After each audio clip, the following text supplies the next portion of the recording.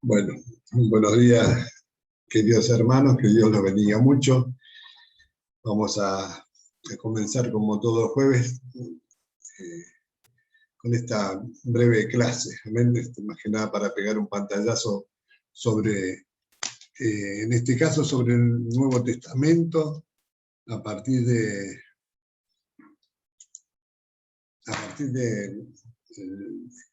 el día de Pentecostés, ¿amén?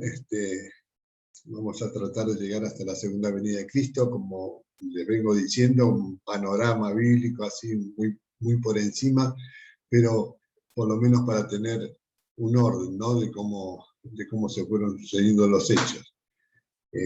Yo tenía pensado, les había adelantado que íbamos a ver desde el juicio de las naciones hasta el final, pero bueno, para que no quede esto en el intermedio sin verlo, preparé un breve PowerPoint para tomar este tema, este tiempo desde el día de Pentecostés hasta la segunda venida de nuestro Señor Jesucristo. Que así vamos a comenzar compartiendo pantalla, si la tecnología me lo permite. ¿Ven? Bueno, ahí estamos. Pentecostés, nacimiento de la iglesia, ¿ven? Así como lo consideramos nosotros, amén. Esto lo encontramos, como ya muchos saben, en Hechos, amén, el capítulo 1 y 2, también en el capítulo 2, bueno, a partir del libro de los Hechos, ¿no? Yo vi ir leyendo algunos puntos, no vamos a poder leerlo todo, pero bueno, como les comenté, es bueno que después ustedes con tiempo lo puedan hacer en sus casas, ¿ven? No lo vayan haciendo. Todos sabemos, ¿no? Desde la ascensión del Señor, los discípulos regresaron a Jerusalén, obedeciendo lo que el Señor les había dicho, los había instruido, para esperar allí la promesa del Padre. ¿Ven?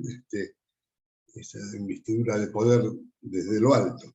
120 creyentes que se reunieron ahí en el aposento alto, en oración, en ruego, en espera,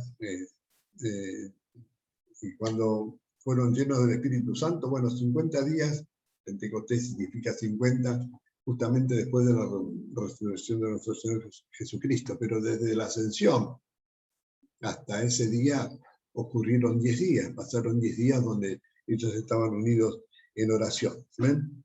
Y ahí comenzaron después a testificar. Pedro fue el primer portavoz, ¿no? De esta buena nueva de salvación a los judíos que estaban reunidos en la fiesta de Pentecostés ahí en Jerusalén. Y ahí consideramos nosotros el nacimiento de la iglesia cristiana, ¿no? Que fue determinada por ese justamente descenso del Espíritu Santo para hacer una morada permanente en los creyentes, amén, en aquellos que estaban aguardando esa bendita promesa de nuestro Señor. Encontramos en el libro de los Hechos, les leo algunos puntos. Entonces volvieron a Jerusalén, subieron al aposento alto. Cuando llegó el día de Pentecostés estaban todos unánimes juntos. De repente vino del cielo un estruendo, como de un viento recio que soplaba, el cual llenó toda la casa donde estaban sentados. Y se desaparecieron lenguas repartidas como de fuego, asentándose sobre cada uno de ellos. Y fueron todos llenos del Espíritu Santo. Comenzaron a hablar en otras lenguas, según el Espíritu les daba que hablasen. Capítulo de Hechos 1 y 2. De Hechos, en el 2, 42 al 47, resumimos, dice, y perseveraban en la doctrina de los apóstoles, en la comunión. Todos los que habían creído estaban juntos, tenían en común todas las cosas, vendían sus propiedades y sus bienes y los repartían a todos según la necesidad de cada uno. Y partiendo el pan en las casas, comían juntos con alegría y sencillez de corazón, alabando a Dios, y el Señor añadía cada día a la iglesia los que habían de ser salvos. Esto de repartir, vender las propiedades y repartirlos, ¿no? Entre todos, bueno, fue una práctica que no les había mandado el Señor y que después se dejó de hacer. No vemos que ocurrió en Jerusalén, un momento muy especial, ¿no? Pero después esa práctica no la siguieron haciendo, ¿no? Porque no dio muy buenos resultados tampoco. El Señor lo que pretendía era que, comenzando desde ahí, fueran testigos a todas las naciones y llevaran el Evangelio, ¿no? como que se concentraron ahí y parecía que no habían entendido bien el mandato del Señor, ¿no? Que tenían que ser testigos en Jerusalén, en Judea, en Samaria y hasta lo último de la tierra. Y bueno, con el tiempo la iglesia se fue moviendo, también a partir de ahí. Por eso podemos ver en esta última, bueno, donde próxima placa, donde comienza la extensión del Evangelio, ¿no? Yo puse algunos puntos ahí. El periodo apostólico, y puse a Pedro y a Pablo y a Juan, porque justamente acá en el panorama bíblico, este periodo apostólico lo pueden dividir en 3 secciones, ¿no? El establecimiento del cristianismo entre los judíos, porque cuando Pedro predicó ahí en Jerusalén, después que recibieron el Espíritu Santo, bueno, los que estaban ahí, la mayoría eran todos judíos, ¿no? Y la iglesia cristiana como comenzó va bajo la dirección en parte de Pedro, hasta que después, bueno, Jacobo quedó como al frente de la iglesia ahí en Jerusalén, Jacobo, el hermano de Juan, ¿no? Que después también fue martirizado. Pero esa primer parte, ¿no? Este primer periodo, este establecimiento del cristianismo entre los judíos, fue a través de Pedro. Después el establecimiento del cristianismo entre los griegos, ¿no? y los romanos, o la iglesia cristiana gentil, bajo la dirección de Pablo, ¿no? Que fue el que extendió el evangelio a través de sus viajes a todo lugar, ¿no? Si bien Pedro también abrió esa puerta en la casa de Cornelio, ¿no? En Jerusalén, que era un gentil, era un piadoso hombre, pero un centurión romano, ¿no es cierto? Pero después la extensión de todo esto lo hizo Pablo, ¿no? Fue a través de Pablo, que escribió la mayoría de las cartas que tenemos en el Nuevo Testamento a las iglesias, ¿no? Y la consolidación del cristianismo judío y gentil bajo Juan, ¿eh? Que sobrevivió a todos los demás apóstoles, ¿eh? Y recibió, bueno, justamente la revelación del Apocalipsis, ¿no? Del último periodo del hombre, de todos los acontecimientos finales aquí sobre la tierra, ¿no? Y el destino final, ¿no? Del hombre. Luego se suceden los padres de la iglesia primitiva, y cuando se habla de los padres de la iglesia primitiva, estos los padres apostólicos, fueron los discípulos inmediatos a los apóstoles, muchos que convivieron con ellos, pero que después siguieron después del año 100, hasta el 200 y algo de nuestro tiempo, ¿no? Y se le daba ese título de padres a aquellos teólogos de la iglesia primitiva que sobresalían en juicio, en piedad, en ortodoxia, mantener realmente la base pura, ¿no? Del Evangelio, de la iglesia del Señor, ¿no? De la iglesia llena del Espíritu Santo y que seguía las indicaciones que el Señor Jesús les había dado. Yo busqué algunos nombres, ¿no? de ese tiempo que no están en la palabra de Dios, pero sí lo va a encontrar en el libro, en la historia de la iglesia, sobre todo, donde habla, ¿no? De Potinius Mártir, que murió en 177 después de Cristo, Irineo, que fue su sucesor, Justino, en el año 100 al 168 después de Cristo, Melitón, que fue obispo de Sardes, Irineo vivió del 140 al 202 después de Cristo, Tertuliano, 150 al 220 después de Cristo, hombres que mantuvieron la sana doctrina, ¿no? del Evangelio, fueron propulsores, ¿no? Por eso reciben ese nombre. Bueno, luego se sucede la Edad Media y la Reforma, más allá en el 313, siendo Constantino emperador romano, editó en Milán, el edicto de Milán, ¿no? Donde se daba libertad a la religión, donde significó la iglesia, ¿no? con el Estado, ¿no? Que a la postre no fue de mucha bendición, pero bueno, en ese momento es como que se paró un poco la persecución a la iglesia y la iglesia fue creciendo. Luego se sucede la Inquisición, muchos años después, ¿no? Donde todo eso se desdibujó y en el nombre del Señor, bueno, se cometieron atrocidades, ¿no? Porque se consideraba hereje a todo aquel que no profesaba el cristianismo y se sucedieron un montón de muertes, ¿no?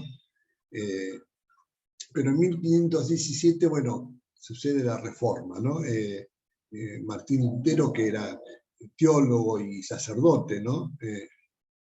Recibió del Espíritu Santo leyendo las Escrituras, ¿no? El hecho de que la salvación era por fe y por gracia, ¿no? Por la gracia de Dios y por fe y no por obras, ¿no? A lo cual apuntaba en ese tiempo la Iglesia católica, ¿no? Y clavó ahí en la Iglesia, que era la Iglesia de los santos, de todos los santos, ¿no? En Alemania, sus 95 tesis, ¿no? De por qué apoyaba esto a través de la palabra de Dios. La salvación realmente es por gracia y por fe. Pero todo esto fue sucediendo, evidentemente esto no está en la Biblia, en la palabra de Dios, pero lo encontramos, ¿no? En la historia de la Iglesia a través de los años. Después, bueno, eso sí, lo encontramos en la palabra de Dios los últimos días. En segunda, tenía acá algo anotado sobre los padres apostólicos, ¿no? Que fueron discípulos inmediatos de los apóstoles, quienes vivieron al final del siglo I y a principios del siglo II.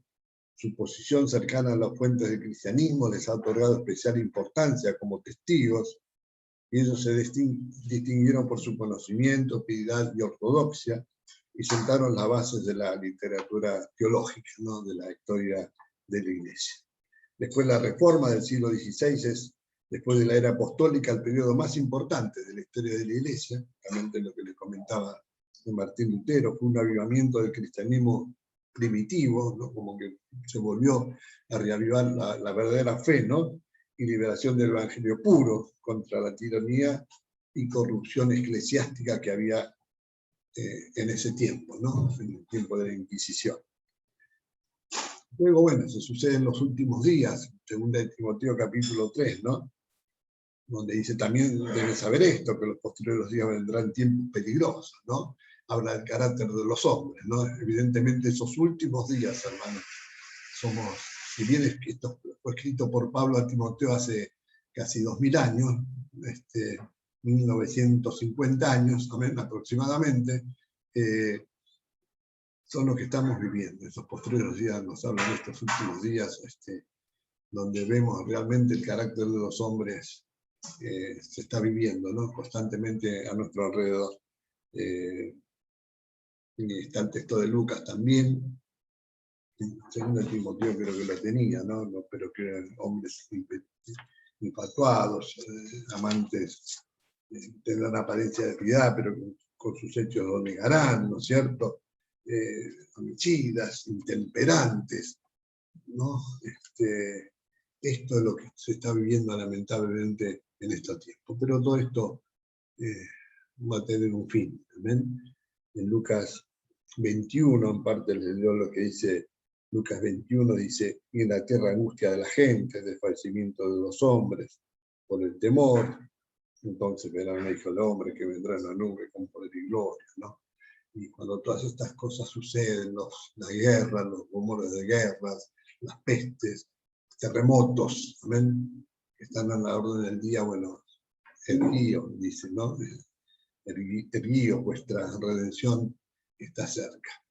Que Dios nos ayude, ¿no? Para mantenernos firmes y expectantes, hermanos. Estamos realmente en los últimos días. No nos tiene que caber duda que el Señor viene pronto, que entonces tenemos que estar preparados para esto, ¿no? Bueno, a ver, me quiero adelantar. Ahí está. Bueno, después, hasta acá, lo que estamos viviendo, lo que se vivió y lo que estamos viviendo. Esto que sigue el arrebatamiento es lo que está por venir y lo que estamos aguardando, ¿no? Que puede suceder en cualquier momento. Primera de Tesalonicenses 4, del 13 al 18, ¿no? Ahí habla la palabra, dice, tampoco queremos, hermanos, que me oréis acerca de los que duermen, porque si creemos que Jesús murió y resucitó, así también traerá Dios con Jesús a los que durmieron en él. Nosotros que vivimos, que habremos quedado hasta la venida del Señor, no precederemos, o sea, no nos iremos antes a los que durmieron, porque el Señor mismo, con voz de mando, con voz de arcángel y con trompeta de Dios, descenderá del cielo, y los muertos en Cristo resucitarán primero. Luego nosotros, los que vivimos, los que hayamos quedado, seremos arrebatados juntamente con ellos en las nubes, para recibir al Señor en el aire, y así estaremos siempre con el Señor. Bendita palabra de Dios, ¿no es cierto? Esto nos habla, ¿no?, de esta edad que estamos viviendo, ¿no?, que termina con la traslación de la eclesia, ¿no?, los llamados afuera, que hemos sido llamados por el Señor para conformar su cuerpo, ¿no? Los muertos en Cristo resucitados, los creyentes, nacidos nuevos, aquellos que estamos esperando esto, ¿no? Creemos, vamos a ser raptados por el Señor y nos vamos a encontrar con el Señor en el aire. Amén. Pablo explica este misterio, uno si lo lee, lo encuentra bien clarito en el capítulo 15 de Primera de Corintios, ¿no? No todos dormiremos, dice. Aquellos creyentes nacidos de nuevo, vivos y listos en el día del regreso del Señor, dice, no morirán, amén, sino que vamos a ser transformados en un abrir y cerrar de ojos, ¿no? Esto mortal, ¿no?, se va a vestir de inmortal, ¿no? Esto carnal se va a vestir espiritual, amén. Y los muertos en Cristo serán resucitados, lo corruptible se va a vestir de incorrupción, amén, y seremos transformados, los vivos y los muertos, amén. En un momento, cuando el Señor regrese a levantar a su iglesia, y vamos a ese especial tesoro que el Señor viene a buscar, y lo vamos a encontrar en el aire, y así vamos a estar siempre con el Señor, amén, donde el Señor nos va a sacar, ¿no?, de este mundo, ¿no?, para libertarnos de la ira que va a venir, a consecuencia de los juicios que se van a derramar sobre la tierra. Mateo 24 también habla de que 2 estarán en un campo, uno será tomado, el otro será dejado, ¿no? El Señor viene a buscar a los suyos, ¿no?, a reunirlos de los 4 extremos de la tierra para llevarlos a su presencia, ¿no? Apocalipsis 20, 5 al 6 también habla, creo que por acá lo tenía yo, pero los otros muertos no volvieron a vivir hasta que se cumplieron 1000 años. Esta es la primera resurrección. Bienaventurado el santo, el que tiene parte en la primera resurrección. La segunda muerte no tiene potestad sobre esto, sino que serán sacerdotes de Dios y de Cristo y reinarán con él por 1000 años. Amén. Bueno, esto es lo que estamos aguardando. Esa va a ser comenzar la primera resurrección en ese arrebatamiento de los muertos en Cristo, los que hayamos quedado seremos arrebatados con ellos, y se va a completar esa primera resurrección con los mártires que salgan de la gran tribulación, ¿no?, los que hayan quedado en la tierra, pero que después no se dejen marcar con la marca de la bestia, ¿no? ¿Por qué? Porque después que la iglesia sea levantada, ahí se va a manifestar el anticristo, el hombre de pecado. ¿Ven? Dice que el siguiente suceso al arrebatamiento va a ser esta, la manifestación del anticristo. Dice, entonces se manifestará que el inicuo, cuyo reino corto pero diabólico traerá sobre la tierra el tiempo de mayor tribulación. La palabra como nunca la hubo, el tiempo de angustia de Jacob. Amén. Que jamás ha habido desde que existieron las naciones. Este tiempo de tiranía y desorden será traído en climas de odio y de derramamiento de sangre con la gran batalla del Armagedón. La copa de iniquidad ahora está llena, ¿amén? Y la paciencia de Dios se termina. ¿Amén? Dice, bueno, entonces, la copa de iniquidad ahora llena, verán al Hijo del Hombre viniendo sobre las nubes del cielo con poder y gran gloria, para dar retribución a los que no conocieron a Dios ni obedecen al Evangelio de nuestro Señor Jesucristo. Los ejércitos del anticristo serán destruidos y su líder infame echado en el lago de fuego. El diablo, aquella serpiente antigua, será atado y aprisionado por 1000 años. ¿Amén? Esta gran tribulación está descrita en Mateo 24, es tenso el capítulo, usted lo puede leer. El anticristo, el hombre de pecado, lo encontramos ahí en 2 Tesalonicenses capítulo 2, amén. Dice, nadie os engañe, porque no vendrá sin que antes venga la apostasía y se manifieste el hombre de pecado, el hijo de perdición, el cual se opone y se levanta contra todo lo que se llama Dios. Se sienta en el templo de Dios como Dios, haciéndose pasar por Dios. Hay quien al presente lo detiene, hasta que él a su vez se ha quitado del medio. Y entonces se manifestará aquel inicuo a quien el Señor matará con el espíritu de su boca y destruirá con el resplandor de su venida. ¿Ven? Así describe, esto lo estamos tomando muy por arriba, es más profundo, se puede profundizar en algún momento, pero no es ¿ven? Nos llevaría mucho tiempo.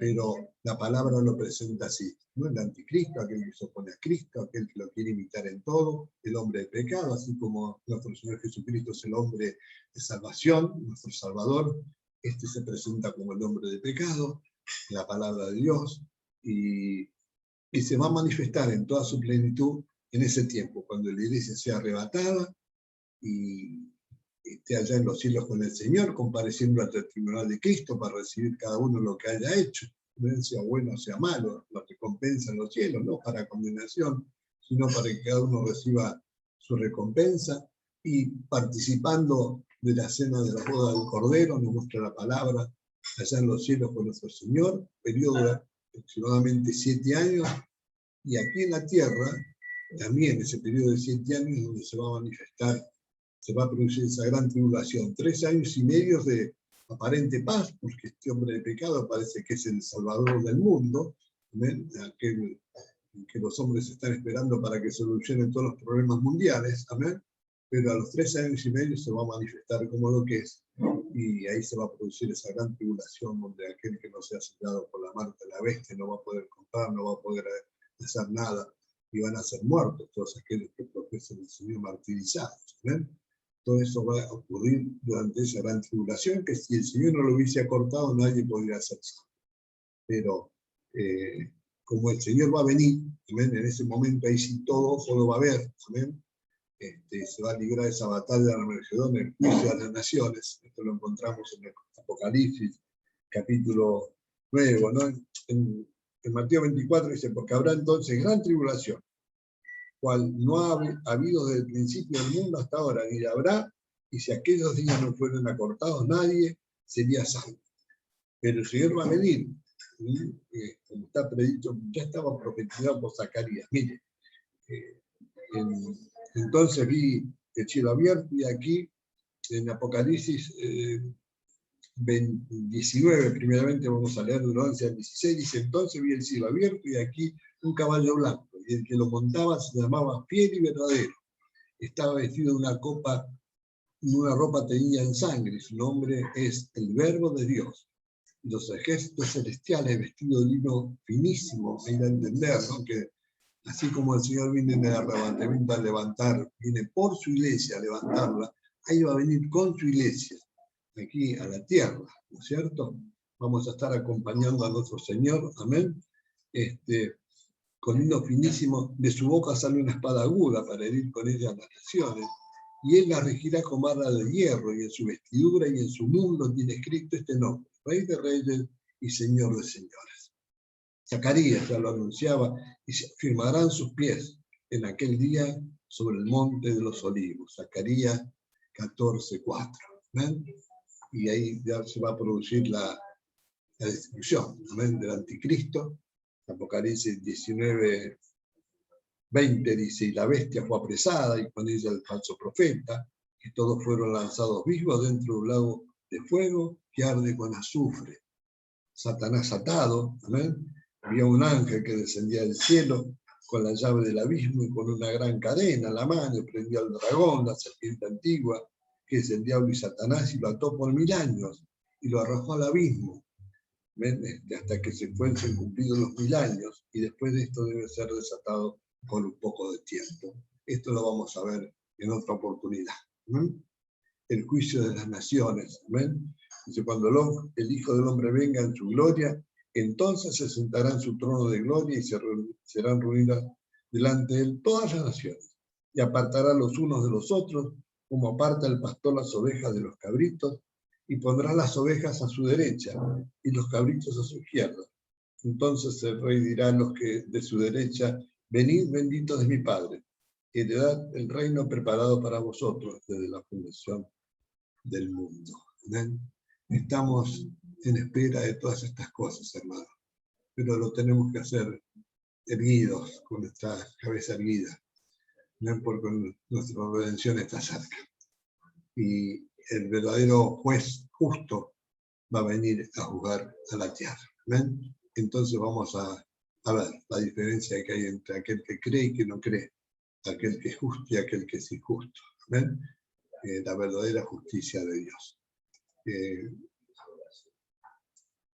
En Apocalipsis 19, 16, dice, en su vestidura y en su muslo tiene Cristo este nombre, Rey de Reyes y Señor de Señores.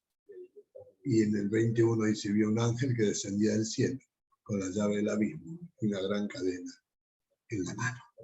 ¿Ven? Que Dios nos ayude, hermanos. Amén, que podamos estar en espera de estas cosas, pero con gozo. ¿Ven? Como dice en Apocalipsis, ¿no? Al final, el último capítulo, oh, si ven, Señor Jesús, tu iglesia te está esperando. Padre, Señor, yo te alabo, te bendigo, te glorifico, te doy gracias, y te pido que tú nos sigas hablando a través de tu palabra, que podamos crecer en el conocimiento de ella, pero que podamos estar en espera de todas estas cosas, con gozo en nuestro corazón, Señor, sabiendo que cuando todo esto suceda, ya va a terminar todo aquí en la tierra, tú vas a enjugar toda lágrima de nuestros ojos, y ya no va a haber muerte ni despedida, porque las primeras cosas pasaron. Tu iglesia te espera. Bendice a mis hermanos, bendice su casa, su familia, y prepara nuestros corazones y nuestra vida para ese momento, Señor. En el precioso y poderoso nombre de Jesucristo te lo pido y te doy gracias. Amén, amén y amén. Bueno, que Dios los bendiga mucho. Voy a dejar de compartir pantalla, ahí está, y seguiremos durante este mes, y si no nos alcanza, seguiremos el próximo, amén, y compartiendo esto. Quería después hablarles de ese milenio, desde esa atadura de Satanás hasta los últimos tiempos, que así en una próxima encuentro lo seguiremos haciendo, si resulta de bendición y me aguantan un poquitito más. Bueno, que Dios los bendiga mucho, queridos hermanos.